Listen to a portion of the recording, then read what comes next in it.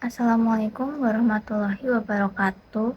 Perkenalkan, nama saya Cleopatra Angelina Sulhi Saskia. NIM saya 24070160088. Saya mahasiswa psikologi dari Fakultas FPK UIN Walusongo Semarang. Nah, tujuan saya membuat video kali ini yaitu untuk menyelesaikan tugas UAS psikologi perkembangan yang diampu oleh Bu Siti Hikmah. Nah, sebelumnya saya sudah melakukan wawancara terhadap adik sepupu saya. Nah, videonya yaitu sebagai berikut. Oke. Namanya siapa ya? Asila kelas berapa? Umur berapa?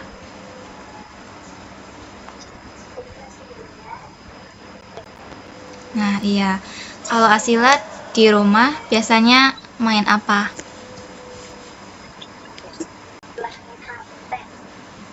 Nah, Asila biasanya main HP, main buka apa? Iya, itu ngehambat belajar Asila nggak? Nggak. Biasanya Asila di sekolah termasuk rajin apa malas?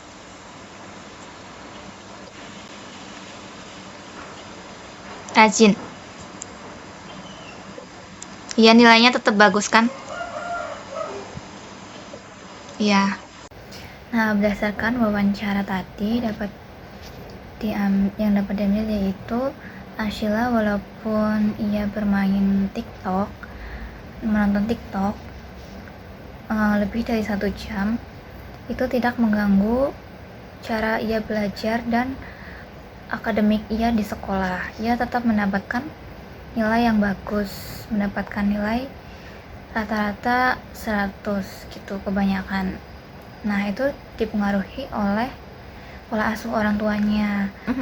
Karena ia sejak kecil umur 0 sampai 2 tahun itu pada fase bayi ia diberikan buku bacaan, dongeng-dongeng yang bergambar. Nah, ibunya selalu membacakan itu setiap ia ingin tidur. Itu membawa Asila sampai saat ini jadi ia suka membaca dan rajin belajar.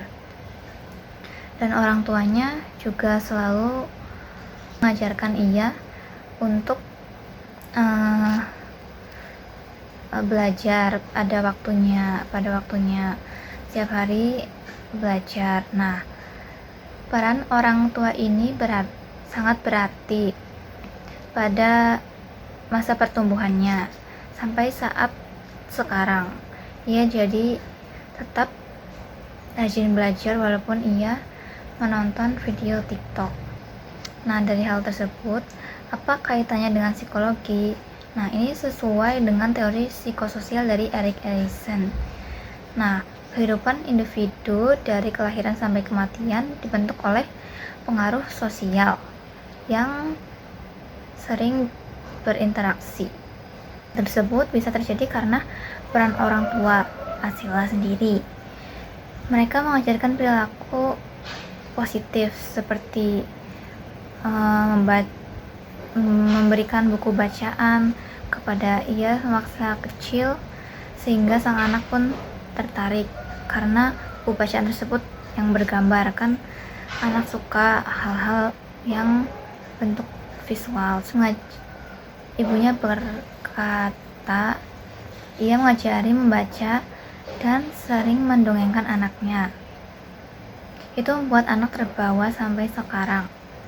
Ajaran belajar atau membaca yang orang tuanya terapkan sejak ia masih kecil. Umur 0 sampai 2 tahun fase bayi. Ibunya suka membacakan cerita sehingga sang anak tertarik dan terus meminta kan diceritakan ketika ia mau tidur.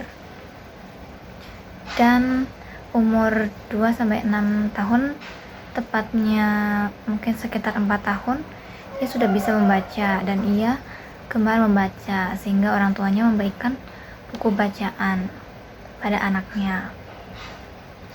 Nah, hal positif seperti didengarkan bacaan, cerita, dongeng, diberikan buku bacaan, serta tontonan anak yang dapat melatih membangun perkembangan si anak, itulah yang membuat sang anak terbawa tetap rajin belajar sampai sekarang.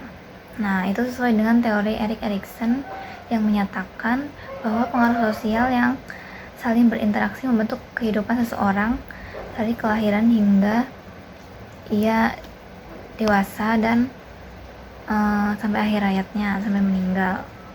Nah, dalam hal ini keluarga Asila ibunya